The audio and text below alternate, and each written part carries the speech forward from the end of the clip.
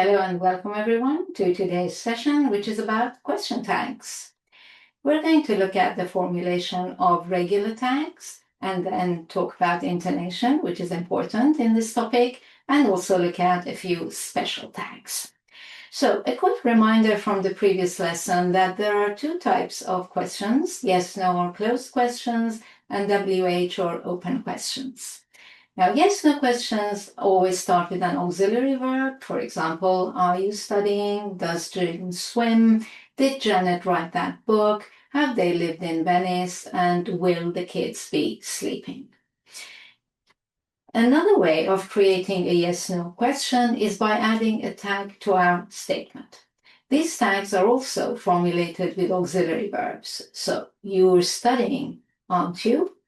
Jim doesn't swim, does he? Janet wrote that book, didn't she? They haven't lived in Venice, have they? The kids will be sleeping, won't they? So how do we formulate these tags? There are two basic rules. The first one is that we must add a negative tag to a positive statement and a positive tag to a negative statement. So for example, you are studying, positive statement, aren't you? Jim doesn't swim, negative statement, does he? The second rule is that we must use the same auxiliary verb as the tense of the statement. Janet wrote that book. That's past simple, so our tag is didn't she? And they haven't lived in Venice, present perfect, so our tag is with have they? Now, remember, an important point is that a negative statement can be formulated with a negative verb or a negative word. In both cases, we must use a positive tag. For example, they haven't lived in Venice, negative verb, positive tag, have they? They have never lived in Venice, negative statement with a negative word, still a positive tag, have they? Now, two little notes here. The first one is that we can use a non-contracted negative tag, but it sounds very formal. So we can say the kids will be sleeping, will they not? But it is a bit too formal. I would keep it to the contracted tag, won't they? And that's why when we have a statement with I am, we often use aren't I, contracted form, because the contraction amn't doesn't exist. So you can say, I am right, am I not? But because that's too formal, most people just use aren't I instead. I'm right, aren't I? The second note, we always use a pronoun in the tag, never a name or a noun. So Janet wrote that book. Don't say didn't Janet, use the appropriate pronoun, which is she, didn't she. With indefinite nouns, for example, everyone, someone, nobody, etc., we must use the genderless pronoun they. Everyone turned up, didn't they? No one has complained, have they? All right, that brings us to the next topic, which is intonation. The function of a question tag changes depending on the intonation we use. If we use a rising intonation, we are asking a real question and expect an answer. For example, two people are watching television. Person A says, "You're enjoying this movie, aren't you?" That's a real question. So person B answers, "No, not really. Can we watch something else?" However, if we use a falling intonation, we're just asking for confirmation of our statement.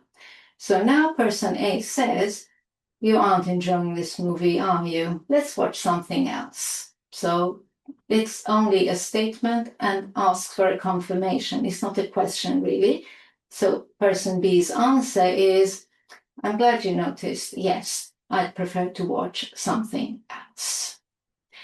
Now, the last point is about some special tags. We can also use question tags to formulate orders, requests, and invitations.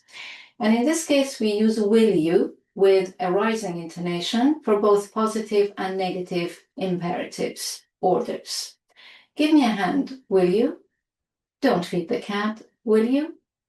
With positive imperatives, we can also use can you. Give me a hand, can you?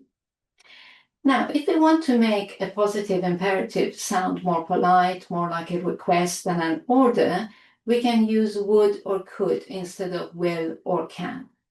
Give me a hand, would you? Give me a hand, could you? And if you want to make it even more polite, you can add please as well. Give me a hand, please, would you? Or could you? And if our imperative is more of an invitation, the most common tag used is won't you? Have some more cake, won't you? Now, the next category is using tags to make suggestions and offers. We use shall we if we are making a positive or a negative suggestion, and it's again with a rising intonation. For example, let's get started, shall we? Or let's not argue about this, shall we? And we use shall I if we're offering to do something, which is always positive, obviously, and again with a rising intonation. Let me give you a hand, shall I? Or I'll give you a hand, shall I?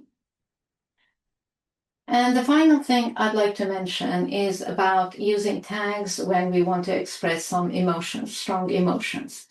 If you ever hear a positive tag after a positive statement, other than in the special cases 1 and 2 that we've just looked at, the speaker is expressing an emotion. It's more of a statement with an emotion. And the intonation may vary, but it's likely to be rising again. For example, he thinks he's right, does he? That shows a bit of anger. I'll show him who's right. Or it can be surprised. She has resigned, has she? I never thought she'd do that. Right, that's the end of this revision session on question tags. I hope it's been helpful to you. I hope you've enjoyed this lesson. For more on this topic, click here.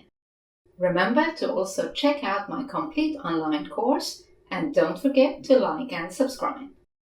Thank you for watching and happy studies!